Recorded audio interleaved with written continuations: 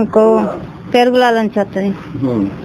పెరుగుల నుంచి పల్నాడు జిల్లా చిలకలూరుపేటలో 2వ దశలో నిర్మిస్తున్న 1008 టిట్కో ఇళ్లను సెప్టెంబర్ 5న లబ్ధిదారులకు అప్పగిస్తామని ఎమ్మెల్యే ప్రత్తిపాటి పుల్లారావు తెలిపారు.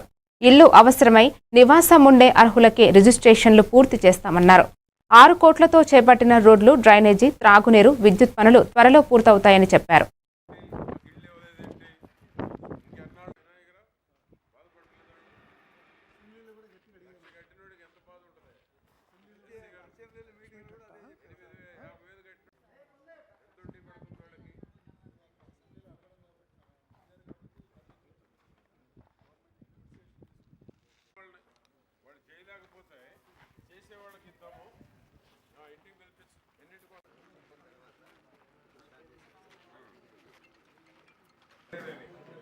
వాటిల్లో పవర్ కనెక్షన్, వాటర్ కనెక్షన్